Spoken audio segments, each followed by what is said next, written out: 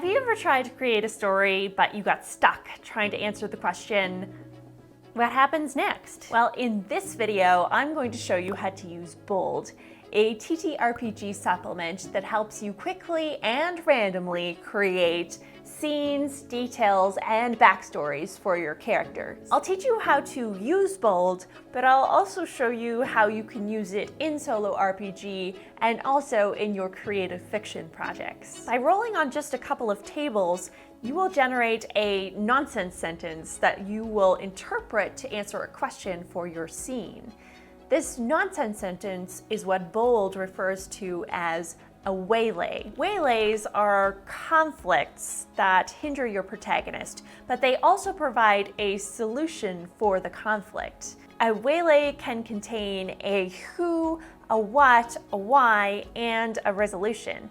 That's why they make such great mini adventures that you can use as side stories or in between larger adventures. B.O.L.D has become one of my go-to supplements, and not just for solo RPG, but for my creative writing projects as well. And if you are as inspired by word association as I am, then it will quickly become a staple for you. So let's get on over to the table and I will show you how to use it.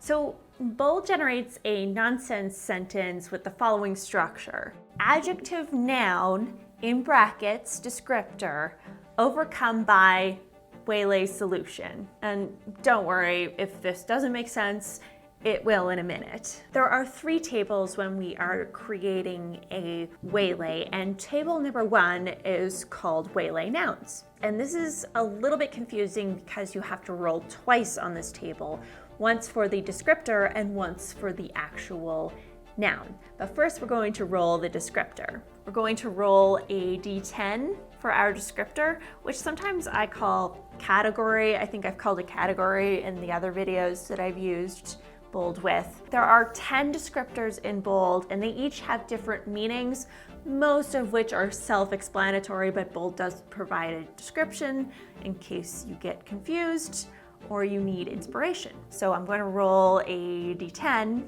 live for you here. That is a 9. So 9 on the descriptor part of the waylay nouns table is epic. B.O.L.D describes epic as greater forces are at work here. Or you can, interpret epic to be whatever you'd like. So epic is a descriptor. So go ahead and put that in on the descriptor part of your sentence. Now I'm going to roll a second d10 and that will determine what my noun is going to be.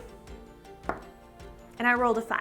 So 5, we're going to scroll to the appropriate column that matches up with the descriptor epic. A 5 noun under the epic descriptor on the waylay nouns table is myth. So now we move on to table 2, which is the waylay modifier. And again, I call these adjectives because that's what they are. So this is a little bit more straightforward. We're going to roll a D100 on the D100 table. That is the waylay modifiers table.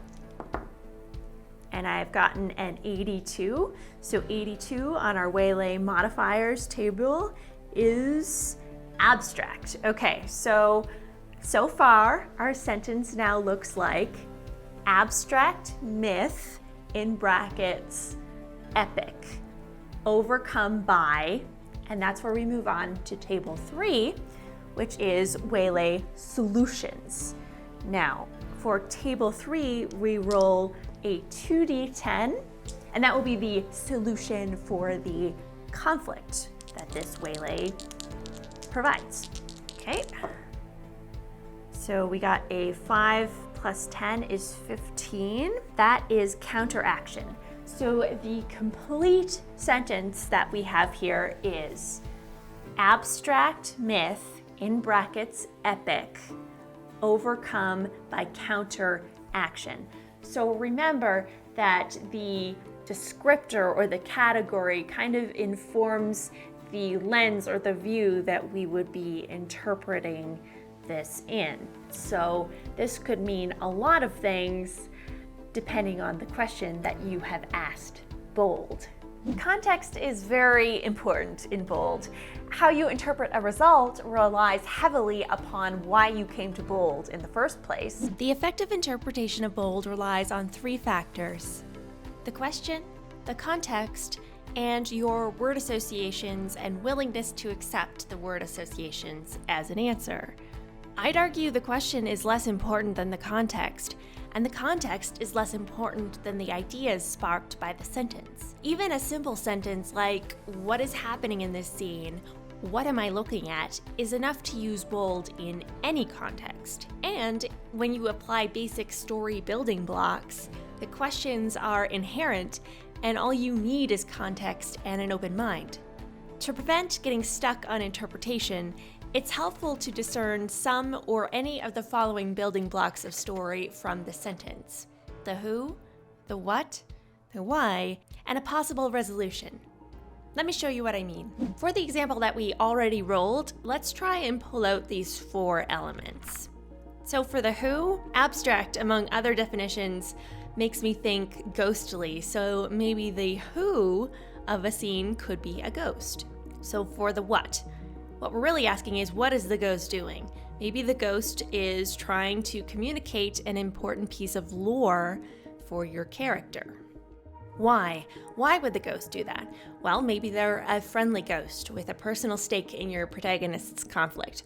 Or maybe they're trying to lead the protagonist astray. Or maybe they're a trickster who likes to seed chaos. Resolution. What happens at the end? Something stops the ghost from conveying complete information. So as you can see, this is not only a complete scene, but you can also pluck those individual interpretations and apply them to different scenes or narratives. So how you interpret who, what, why, and the resolution is going to vary, but this should be enough to get you started. How I interpret the prompt is going to be very different than how you interpret the prompt, not just because of our different stories and narratives, but because of our differing life experiences and personal word associations. This is why this tool is so versatile and so powerful. Many of the words in the noun list lean heavily towards fantasy, but when you're interpreting, try not to think so literally. Go with your instinct, even if the connection doesn't seem that obvious. The whole point of this exercise is that bold gives you an idea that you can kind of workshop and build upon. And you don't want to dismiss any ideas that might lead to a better second idea. I also use bold in the actual play I did for Journey, a solo journaling game, which you can watch here.